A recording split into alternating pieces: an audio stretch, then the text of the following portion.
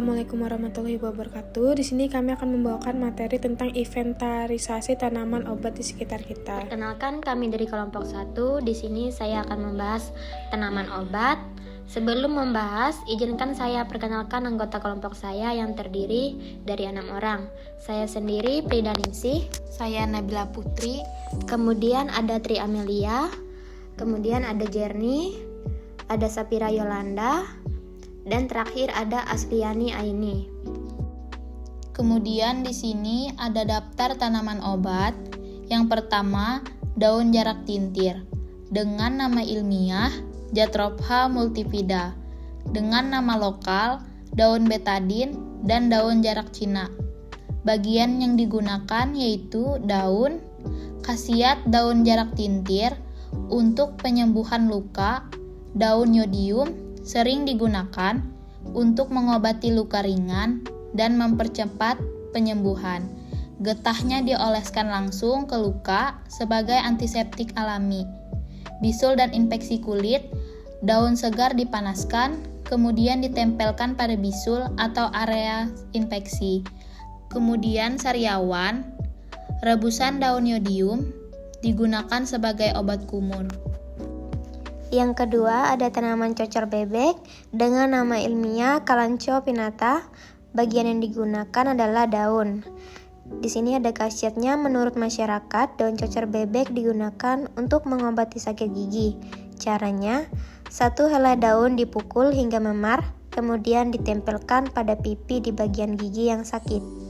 Yang ketiga yaitu daun sirih, nama ilmiah Piper betle. Bagian yang digunakan yaitu daun.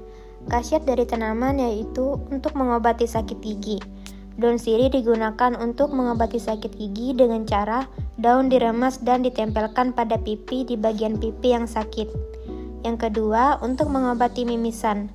Daun sirih digunakan untuk mengobati mimisan dengan cara 1 lembar daun sirih digulung-gulung, kemudian dimasukkan setengah daun sirih yang telah digulung ke dalam hidung yang berdarah. Yang keempat, tanaman talas dengan nama ilmiah Colocasia esculenta. Bagian yang digunakan yaitu batang. Khasiat tanaman talas, batang talas digunakan untuk mengobati luka gores. Caranya, 1 pelepah diambil dan dipotong, kemudian getah yang keluar dioleskan pada bagian tubuh yang terluka. Yang kelima, tanaman sereh wangi dengan nama ilmiah Cymbopogon nardus. Bagian yang digunakan yaitu daun dan batang. Khasiat tanaman sereh wangi digunakan sebagai pengusir nyamuk alami. Caranya, daun dan batang diremas dan ditempatkan di sekitar area yang ingin dilindungi dari nyamuk. Maka dapat disimpulkan, inventarisasi tanaman obat di sekitar kita menunjukkan bahwa banyak tanaman lokal memiliki potensi besar untuk digunakan dalam pengobatan tradisional.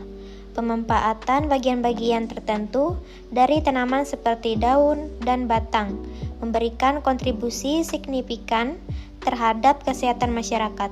Oleh karena itu, penting untuk terus melakukan penelitian dan pengembangan mengenai pemanfaatan tanaman obat ini agar dapat dimanfaatkan secara optimal oleh masyarakat.